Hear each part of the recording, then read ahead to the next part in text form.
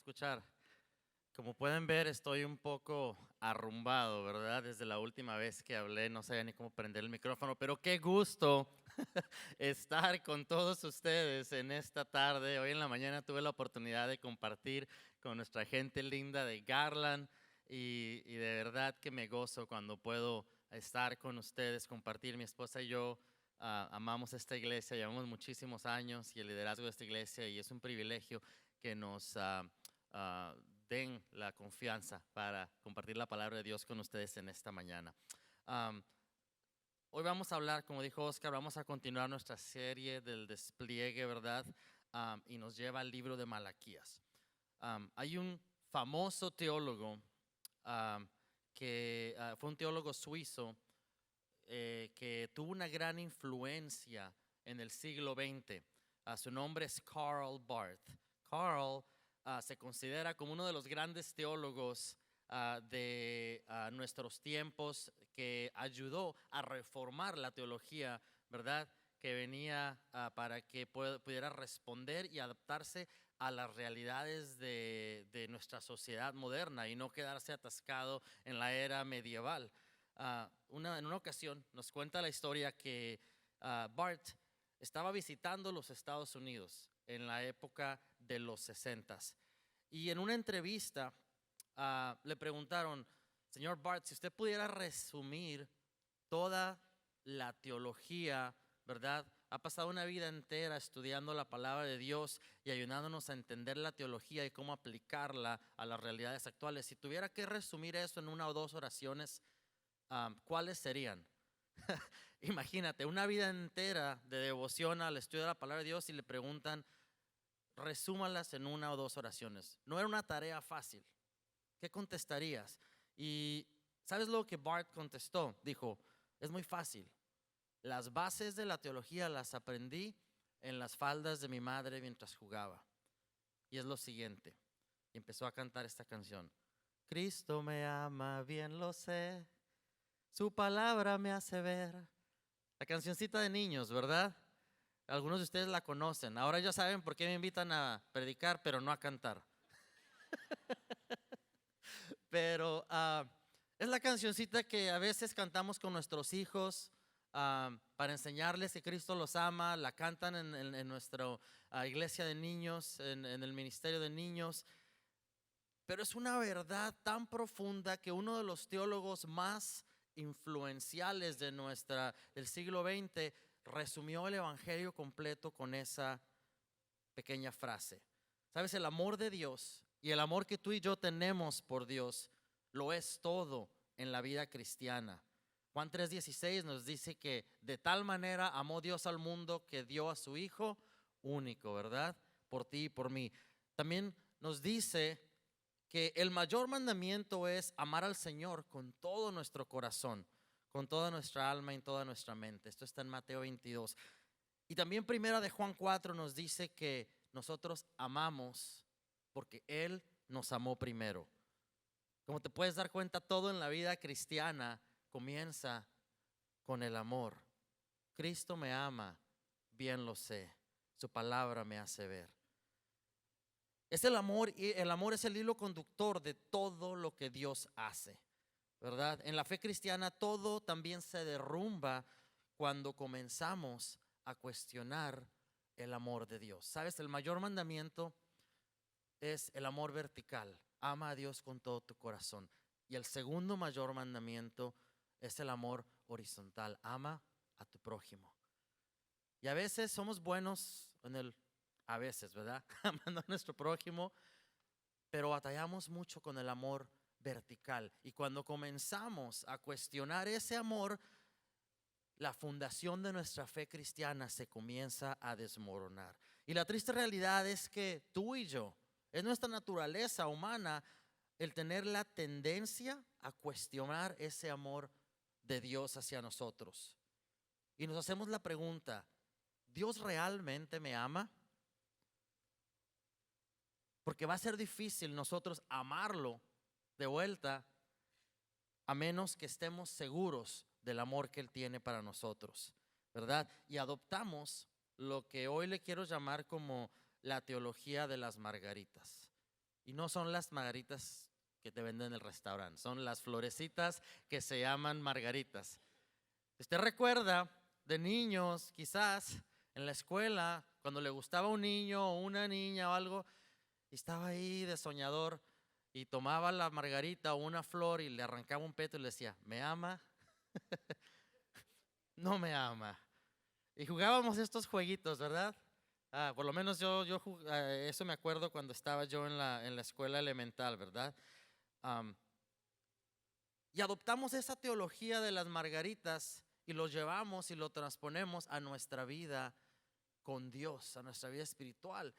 Y decimos, cuando las cosas me van bien, sí, Dios me ama y arrancamos el pétalo. Pero cuando las cosas no van como yo esperaba, no me ama. Me ama, no me ama. Me ama, no me ama. ¿Sabes? El despliegue hoy, nuestra iniciativa de leer la palabra de Dios a través de este año, nos va a llevar al libro de Malaquías. El libro de Malaquías es un libro muy, muy importante porque es la última palabra que Dios da al pueblo del Antiguo Testamento. Es el último de los profetas. Y después de Malaquías hay un silencio de 400 años. Dios no volvió a hablar por más profetas. Cuando yo me voy a veces de viaje por el trabajo, siempre me aseguro de decirle a mis niñas que las quiero, que las amo, porque digo, si no regreso son las últimas palabras que van a recordar, ¿ok? Bueno, Dios sabía que iba a venir un periodo de silencio. Dios no volvió a hablar por 400 años y Malaquías es el mensaje que le dejó a su pueblo. 400 años más tarde, Dios vuelve a hablar cuando se le aparece el ángel a Zacarías y le dice, tu hijo preparará el camino para el Mesías. Estaba hablando de Juan el Bautista. Esto ya es en el Nuevo Testamento, ¿ok? Pero en Malaquías fueron las últimas palabras que Dios le deja al pueblo. Las últimas palabras que alguien que está muriendo, las últimas palabras que alguien que se va a ir, que sabe que no va a regresar o quizás no va a regresar mucho tiempo, cargan mucho peso. Las personas en los días de Malaquías eran personas que habían perdido el temor de Dios, el amor de Dios, habían perdido su corazón por Dios. Simplemente estaban siguiendo por inercia las tradiciones de la religión, de la ley. Había pasado ya 100 años desde que habían salido del exilio, ¿verdad? Hemos estado aprendiendo a lo largo de del despliegue que el pueblo de Israel había sido llevado cautivo al exilio y por 70 años fueron prisioneros. La ciudad había sido destruida, el pueblo había sido destruido. Para este punto ellos ya habían regresado, hacía 100 años que habían regresado. El templo ya había sido reconstruido, pero las cosas no iban bien. Cuando regresaron del exilio, las expectativas eran altas. ¿Cuántos de ustedes tienen expectativas altas cuando empieza una nueva temporada? Todos tenemos sueños, ¿no? Quizás te moviste de ciudad, te moviste de país, llegó un miembro nuevo a la familia, te casaste, tomaste un trabajo nuevo. Hay expectativas grandes. Todo mundo somos positivos y tenemos a fijar esas metas. Este era el pueblo de Israel, tenían expectativas altas. Los sueños eran altos, ¿verdad? Ellos decían, regresaremos a nuestra ciudad y reconstruiremos nuestras vidas y todas las promesas que Dios nos dio por medio de los profetas se van a cumplir. El Mesías vendrá y establecerá su reino sobre una nación unida por justicia y por paz para todos. Pero esto no fue lo que pasó, ¿verdad? Hubo un cambio ahí en la historia y no fue lo que pasó. Porque los israelitas que habitaron y repoblaron la ciudad, ¿verdad? Resultaron ser tan infieles como sus antepasados que habían sido llevados en cautiverio o en el exilio. Y en Malaquías, en este libro, descubrimos cuán corrupta se había vuelto esta generación nueva de israelitas que vivían en la ciudad. El libro está diseñado, hay un patrón donde nada más son 4 capítulos, fíjate, 4 pequeños capítulos, pero hay un patrón donde en 6 ocasiones Dios le dice algo al pueblo y el pueblo pelea con Dios y le dice, lo que estás diciendo no es verdad. Y luego Dios se ve forzado a tener que sustanciar, a tener que proveer evidencia de lo que Él dijo ¿verdad? Para que el pueblo pudiera creerle. No vamos a tener tiempo de ver cada una de las 6 disputas o conversaciones que Dios tuvo, pero hoy vamos a estudiar la primera de ellas, ¿verdad? La imagen que obtenemos de estas 6 disputas y del patrón de que el pueblo peleaba con Dios cada vez que Dios hablaba, nos muestra que el exilio fundamentalmente no cambió nada en el corazón del pueblo. Sus corazones estaban tan duros como siempre lo habían estado, y por eso quiero llamarle a esta pequeña miniserie de 2 semanas. Vamos a comenzar hoy, continuar la semana que entra. Vuelve a mí. Malaquías 3:7 nos dice eso mismo. Vuelvan a mí y yo volveré a ustedes. Es lo que Dios les promete al pueblo, ¿ok? Vuelvan a mí. Si tuvieran que resumir el libro de Malaquías, ese es el mensaje que Malaquías o que Dios está diciéndole al pueblo. Vuelvan a mí. Ahora, es un mensaje nuevo. Dios llevaba miles de años por medio de jueces, por medio de profetas, por medio de sacerdotes, por medio de distintas temporadas, tratando de ganarse el corazón de Dios, del pueblo. Y finalmente dice, ¿sabes qué? Este es mi último mensaje. Vuelvan a mí. Después de esto, ya no hay otro juez, ya no hay otro profeta. Después de esto tengo que mandar a mi hijo a morir por ustedes. Porque es evidente que solos no pueden alejarse de sus malos caminos y necesitan un salvador. El pueblo de Dios estaba en problemas realmente. Ese fue el ultimátum que Dios les dio. Vuelve a mí y yo me volveré a ti. No estaban bien espiritualmente. Y Malaquías 1:2, los 2 primeros versos del libro, ¿verdad? Nos muestran esa primera disputa que Dios tuvo con ellos. Vamos a leerlos. Dice así: este es el mensaje que el Señor Dios dio a Israel por medio del profeta Malaquías. De hecho, Malaquías significa mensajero, ¿ok? Muchos no saben si Malaquías realmente escribió el libro o si fue simplemente como algo que Dios usó como una tipo de analogía para decir, hey, este es el mensaje que le estoy diciendo. Pero dice lo siguiente: yo siempre los he amado, dice el Señor. Sin embargo, ustedes replican, ¿de veras? ¿Cómo nos has amado? El pueblo está cuestionando a Dios. Dios les dice, yo siempre los he amado. Dicen, ¿de veras? ¿Cómo, Dios? El otro día estábamos en la piscina con mi esposa y los niños, y para todos los papás creo que para esta etapa del verano ya están listos para que los niños regresen a la escuela, ¿no? Están contando las horas antes de que los tengan que ir a dejar el primer día. Y estábamos hablando mi esposa y yo de que ocupado ha sido este verano con llevando a los niños a sus deportes y en otros compromisos. Estábamos diciendo, ay, nos sentimos cansados. Y luego nos escuchó nuestra hija mayor, dice, ¿cansados de qué? Si ustedes no hacen casi nada. Ese era el pueblo de Dios. Yo siempre los he amado. ¿De veras? Tú nos has amado, le dice el pueblo de Dios. Suena como mis hijos, ¿verdad? Estaban cuestionando el amor de Dios. Y cuando comenzamos a cuestionar el amor de Dios, todo se comienza a desmoronar en mi vida. Y empiezo a jugar el juego de, ¿me ama?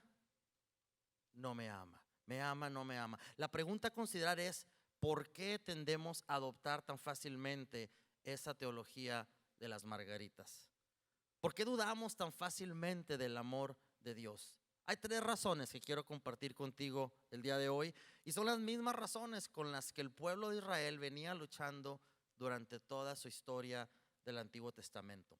La primera razón es porque nos enfocamos en las malas circunstancias. Dios dice, yo los he amado, y ellos dicen, ¿de veras? ¿Cómo nos has amado? Estamos de regreso en Jerusalén, pero ya han pasado los tiempos gloriosos. Los tiempos del rey David ya pasaron. Los tiempos del rey Salomón ya pasaron. El templo ha sido reconstruido, pero no es el mismo templo del que nos habla, ¿verdad? Del Antiguo Testamento. La gloria de Dios no está en este nuevo templo como estaba en el templo del rey Salomón. Nosotros tenemos este templo de segunda clase.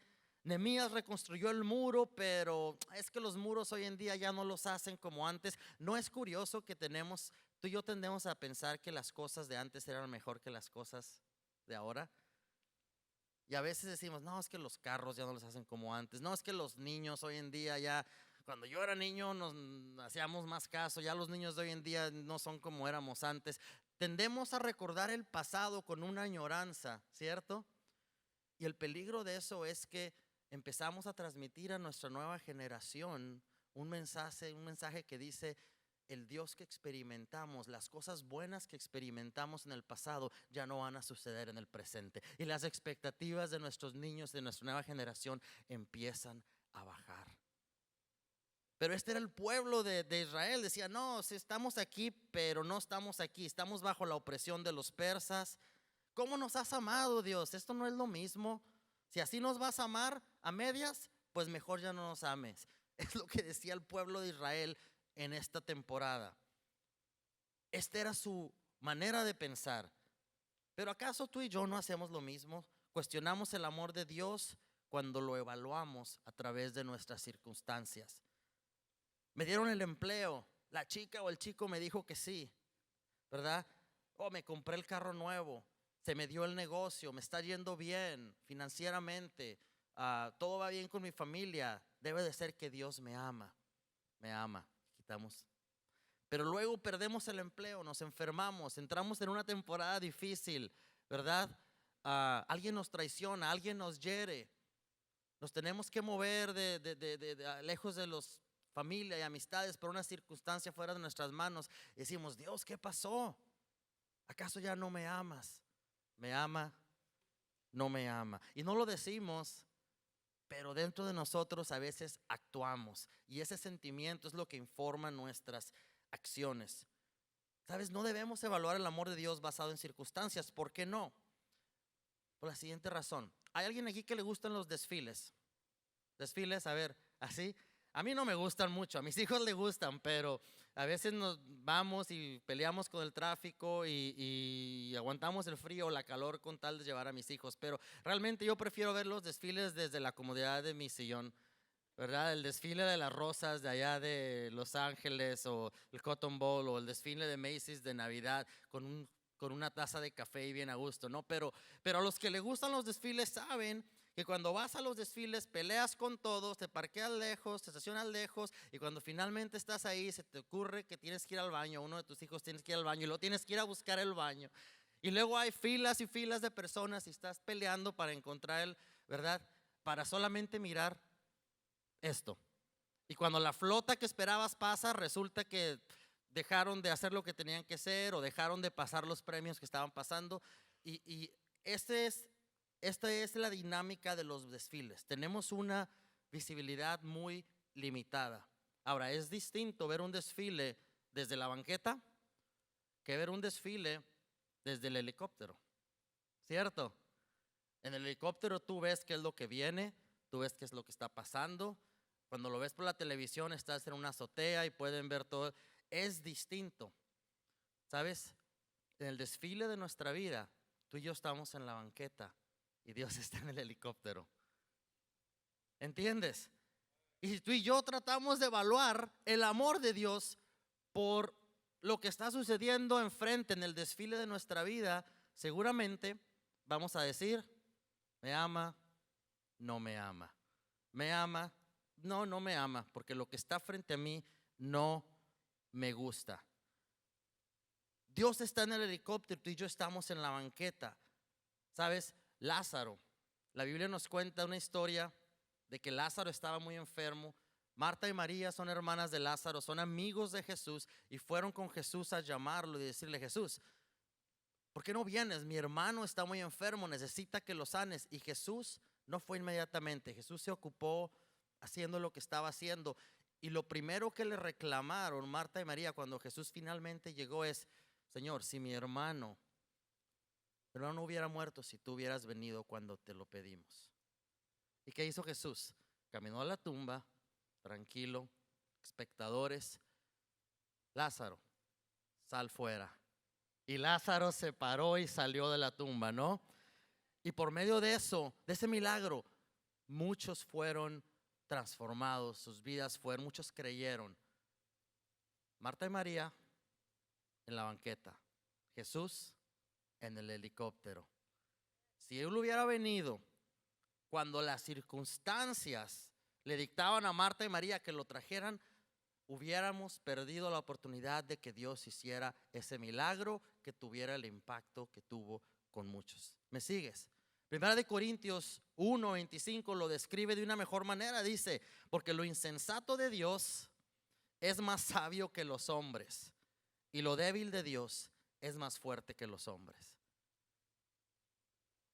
Lo insensato, lo que no tiene sentido de Dios, es más sabio que la mayor sabiduría que tú y yo podamos tener. Sabes, quizás hoy te encuentras en un lugar oscuro, luchando con algo, una dificultad, tu familia, tu trabajo, con tus hijos, y dices: sabes que no creo que Dios esté haciendo nada. Llevo tiempo orando, llevo tiempo viniendo a la iglesia, llevo tiempo confiando y nada está sucediendo. ¿Estás listo para tirar la toalla? Yo siento que Dios te está diciendo el día de hoy: no lo hagas, no lo hagas, porque Dios se está moviendo, pero trabaja en maneras que tú y yo no comprendemos. Las circunstancias pueden ser engañosas, y entre más grande es el problema, también es más grande la oportunidad para que Dios haga un milagro. ¿Ok? ¿Por qué tenemos a cuestionar el amor de Dios? Porque nos enfocamos en las circunstancias. Jamás juzgues al amor de Dios por medio de las circunstancias. Por el contrario, mira tus circunstancias a través del amor de Dios. Sí, no tengo dinero, pero la palabra de Dios dice que Él me va a proveer. Amén. Sí, estoy enfermo, pero la palabra de Dios dice, y en su infinito amor sé que Él es el médico que puede traer sanidad a mi vida. Sí, yo sé que mi matrimonio necesita restauración, pero sé que Él es aquel que viene y restaura vidas, y no solamente las pega a las piezas, sino que las hace nuevas. ¿Me entiendes?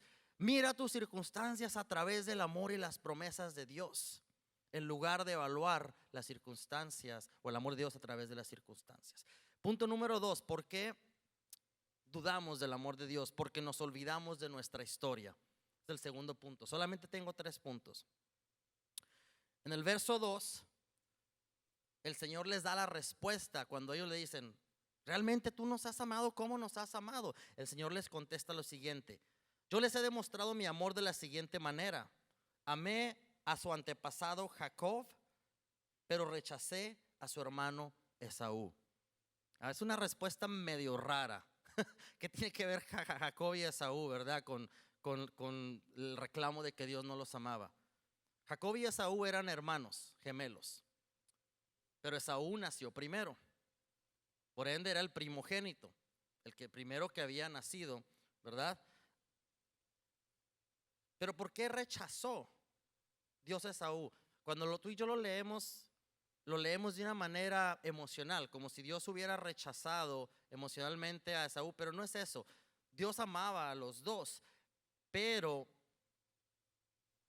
Jacob tenía una relación más cercana con Dios y Esaú tenía una relación más alejada con Dios. Entonces la traducción al lenguaje actual, otra traducción de la Biblia, nos da una imagen más completa. Dice: recuerden, israelitas, que yo prefería a Jacob y no a Esaú. Dios no estaba teniendo una reacción emocional. Dios simplemente estaba comparando el amor de un hermano contra el amor del otro, y qué tan fuerte era su relación con él. Jesús hizo lo mismo en el Nuevo Testamento. Escucha, Lucas 14:26 dice: si quieres ser mi discípulo, debes aborrecer a los demás, a tu padre y madre, esposa e hijos, hermanos y hermanas, sí, hasta tu propia vida. De lo contrario, no puedes ser mi discípulo. Ahora, ¿cuántas personas aquí pueden decir que aman a su padre o a su madre o a su hermano o a su hermana o a su esposa? Alguien debe amar por lo menos una de esas personas, ¿no? De acuerdo a ese verso dice que tú no puedes ser discípulo de Dios porque los amas, no los aborreces. Excepto que eso no es lo que quiere decir Dios para nada. No se vaya de aquí y vaya a empezar a echar pleito con estas personas, ¿verdad? Lo que Dios nos está diciendo, y en el lenguaje original nos dice que de acuerdo a la grandeza del amor que tú y yo debemos de tener por Dios, el amor terrenal con todas las otras personas se mira insignificante. Yo puedo amar a mi mujer, yo puedo amar a mis hijos, a mis padres con todo mi corazón, pero ese es un amor terrenal. Pero cuando yo recibo el amor de Dios y le doy mi amor de regreso, es un amor sobrenatural. Entonces cualquier amor terrenal se mira demasiado pequeño comparado con el gran amor que está disponible para ti y para mí por medio de Jesucristo y de Dios. Amén. Entonces, si yo plasmara esto en una gráfica y se lo diera algo y le diría, interprétame esa gráfica, diría, uy, a esa persona sí la quieres, a esa no estoy seguro que te cae bien. Que mira, la amas muy poquito. Es lo que Él nos está diciendo. Comparado con el amor que tuve por Jacob, el amor que tuve por Esaú se mira como si lo rechacé. Ahora, ¿qué tiene esto de importancia? ¿Verdad? ¿Cómo esto tiene significado para el pueblo de Dios? Porque acuérdate, esa es la respuesta, esa es la prueba que Él les dio para probarles que Él sí los amaba. Lo que esto significa es que los está llevando de regreso a su historia. Les está diciendo, Jacob es el padre del pueblo judío. Y el nombre de Jacob fue cambiado por Israel. ¿Ok? Él luchó con un ángel y el ángel le cambió el nombre por Israel. E Israel tuvo 12 hijos. Y esos 12 hijos fueron las 12 tribus de Israel, de donde salió el pueblo judío.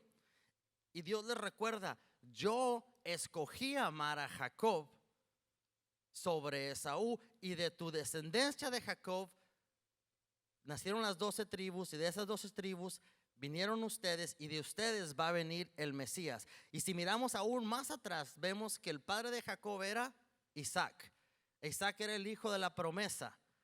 ¿Y quién es el padre de Isaac? Abraham, a quien Dios le prometió que su descendencia iba a ser tan grande como las estrellas, incontable como las estrellas del cielo, o como los granos de arena en el mar. Entonces Dios dice, tú estás diciéndome que como yo te he amado. Mira tu linaje, mira tu descendencia. Yo escogí a Jacob, y Jacob fue el hijo de Isaac, que fue el hijo de la promesa, y Abraham fue el padre de la fe. Llevo generaciones escogiendo amar a tu descendencia, y me estás preguntando que cómo los he amado. Es realmente lo que Dios le trata de decir al pueblo por medio de esta comparación de Jacob y Esaú. Y le dice, ¿sabes si quieres ir más atrás? Vámonos 1000 años más atrás, ¿ok? Este era el año 430 antes de Cristo. Y dice Dios, te voy a llevar hasta el año 1400 antes de Cristo, en el libro de Deuteronomio. Y mira lo que les dice. Pues tú eres un pueblo santo, porque perteneces al Señor tu Dios.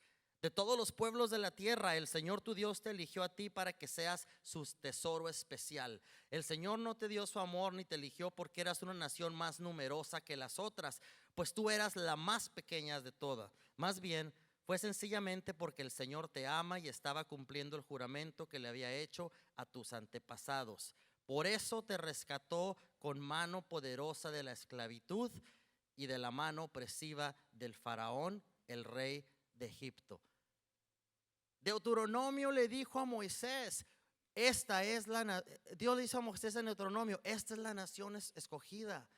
Dios llevaba miles de años persiguiendo el amor y el corazón del pueblo de Israel, porque Dios ama a su pueblo y su descendencia, porque Dios te ama a ti y me ama a mí. Él no está forzado a amarnos, Él escoge amarnos. Y la historia le mostró a los israelitas que Dios llevaba miles de años tratando de conquistarlos. ¿Qué podían hacer para ganar más amor de Dios? Nada. ¿Podían hacer algo para que Dios los amara menos? Tampoco. Porque Él simplemente escogió amarlos. Él simplemente escogió amarlos. ¿Esto qué tiene que ver contigo y conmigo? Quizás me dices. Hace más de 2400 años que pasó eso. Bueno, que tú y yo también lo olvidamos. Nos olvidamos de lo bueno y fiel que Dios ha sido con nosotros. Y no tenemos que remontarnos 1000 o 2000 años, 4000 años para recordar esto. Simplemente tenemos que mirar de regreso a la cruz. ¿Verdad? A veces olvidamos nuestra historia. Cuando cuestionamos el amor de Dios y empezamos a decir, me ama, no me ama, me ama, no me ama. Dejemos de evaluar el amor de Dios por las circunstancias y miremos de regreso a la cruz del Calvario, en donde Jesús murió por tu pecado y por el mío. Amén. Romanos 5:8 dice: pero Dios mostró el gran amor que nos tiene al enviar a Cristo a morir por nosotros cuando todavía éramos pecadores. En Malaquías, Dios apunta al pueblo a ver la descendencia. A ti y a mí nos apunta a ver la cruz del Calvario. Amén. Como prueba del amor que ha tenido por nosotros. ¿Me ama? ¿No me ama? Son juegos. Cuando Dios quiere probar su amor por nosotros, no nos da algo material o un ascenso o una bendición, porque cualquier recompensa material que nos dé es pequeña en comparación con la recompensa eterna que Él ya nos ha dado en la cruz del Calvario. Amén. La pregunta es: ¿vamos a cambiar? ¿Vamos a actuar para ganar una recompensa pequeña? ¿O vamos a ser pacientes y mirar a la recompensa que Él tiene para nosotros? Así que todos los días démosle gracias a Dios por la cruz. Entonces, ¿por qué dudamos del amor de Dios? Número 1, nos enfocamos en las circunstancias. Número 2, se nos olvida nuestra historia. Y número 3, porque no nos enfocamos en nuestro futuro. Esto es lo que el Señor dice en el verso 4 de Malaquías 1. Y recuerda, Esaú no fue escogido, pero también tuvo una descendencia, ¿ok? La descendencia de Esaú son los edomitas. La descendencia de Jacob son los israelitas. Y los edomitas decían en el verso 4: hemos sido destrozados, pero reconstruiremos las ruinas. No obstante, el Señor de los ejércitos celestiales responde: puede que intenten reconstruirlas, pero yo las derribaré de nuevo. Su país será conocido como tierra de perversidad, y su pueblo será llamado el pueblo con quien el Señor está para siempre enojado. Cuando vean la destrucción de sus propios ojos, dirán: verdaderamente la grandeza del Señor se extiende más allá de las fronteras de Israel. Dios dice: voy a levantar a Israel, pero voy a derribar a los edomitas, que era la descendencia de Saúl. ¿Por qué? Porque Dios es el Dios de Israel y los edomitas estaban en su contra. Hebreos dice que Saúl es llamado inmoral y profano, porque su amor no era tan puro como el amor que Jacob tenía. Eran hermanos, pero Dios no se agradaba en Esaú, y su descendencia también estaban alejados de Dios. Ese fue el tipo, Esaú fue el tipo que cambió su primogenitura por un plato de comida. Él nació primero, ¿recuerdas? Era el primogénito, y el primogénito tenía derecho a la bendición del padre. Esaú tenía derecho a recibir la bendición de Jacob, pero en una ocasión estaba hambriento, estaba desesperado, y vino con Jacob y dijo: dame de comer y te voy a dar la primogenitura, el derecho a la primogenitura. Él no lo valoró. Dijo: ¿de qué me sirve la primogenitura si me voy a morir de hambre? La puedes tener. ¿Sabes? Esaú no la valoró, pero Jacob entendió que la bendición del padre era de mucho valor. Jacob tenía un amor por Dios que Esaú no tenía. Jacob estaba con Dios, y aunque tenía muchas faltas, tenía un amor por Dios que Esaú no tenía. Esaú era inmoral y profano. Estaba listo para tomar una recompensa pequeña a cambio de una promesa más grande, a cambio de recibir una bendición del Padre. Esaú no amaba a Dios. Sus descendientes no amaban a Dios de la manera que Jacob lo amaba. Jacob amaba a Dios, y Israel y sus descendientes, aunque fallaban, constantemente estaban tratando de regresar a Dios.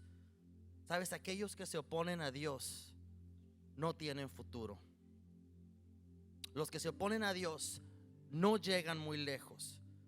Hoy quizás tú estás como el pueblo de Israel en una situación deprimidos, donde no ven la mano de Dios. Y el enemigo va a ser muy rápido para poner un plato de comida, una recompensa fácil. Algo que haces en lo secreto, de lo que no estás orgulloso, pero trae placer a tu vida. Algo que está comprometiendo tu integridad espiritual, algo que está comprometiendo tu integridad en tu familia, tu integridad moral. Pero recuerda lo que Dios dijo en ese verso 4. Él va a destruir todos los enemigos. Y los enemigos van a decir: verdaderamente la grandeza del Señor se extiende más allá de las fronteras de Israel. Realmente la grandeza del Señor se extiende más allá de tu circunstancia con la que estás luchando el día de hoy. ¿Me entiendes? Quizás tú estés bajo el control de esa circunstancia inmediata, sea salud financiera, relacional, emocional, espiritual. Pero viene un día cuando el Señor va a ser glorificado en tu vida, más allá de las circunstancias. Hoy estás abajo, hoy estás derribado, hoy no ves la luz al final del pasillo, pero no cambies tu bendición. Tú eres un hijo de Dios, vas a recibir la bendición del Padre. No la cambies por un plato de comida, porque cualquier bendición material, terrenal que puedas recibir no se compara con la bendición que nos espera del otro lado de la eternidad. ¿Sabes? Cuando leía esto, yo no sé si Esaú está escuchando en algún lugar. Pero imagínate el pensar que la bendición del Padre le pertenecía a él. ¿Qué hubiera pasado si no hubiera cambiado su primogenitura por un plato de comida? Quizás las 12 tribus hubieran salido de Esaú y no de Jacob. Quizás él fuera una nación grande. La bendición te pertenece a ti. La bendición te pertenece a ti. No cometas el error que cometió Esaú. Como cristianos, pueblo de Dios, debemos de recordar que somos su pueblo escogido, que somos nación santa, que somos su especial tesoro, y que aunque fallemos y flaqueemos, Él jamás deja de amarnos. Él está ahí para levantarnos, para animarnos, para restaurarnos. Él nos ama sin medida, Él nos ama con ternura, Él nos ama sin restricciones. Hebreos 11:24 nos da otro ejemplo de alguien que no cambió su recompensa celestial por una recompensa terrenal menor. Mira lo que hizo Moisés. Fue por la fe que Moisés, cuando ya fue adulto, rehusó llamarse hijo de la hija del faraón, sino que prefirió ser maltratado con el pueblo de Dios a disfrutar de los placeres momentáneos del pecado. Consideró que era mejor sufrir por causa de Cristo que poseer los tesoros de Egipto, pues tenía la mirada puesta en la gran recompensa que recibiría. Amén. ¿Has fijado tu mirada en la recompensa que viene? ¿En la recompensa que Dios tiene para ti? ¿O estás en la banqueta mirando el desfile? ¿Estás evaluando el amor de Dios por tus circunstancias? Levanta tu mirada.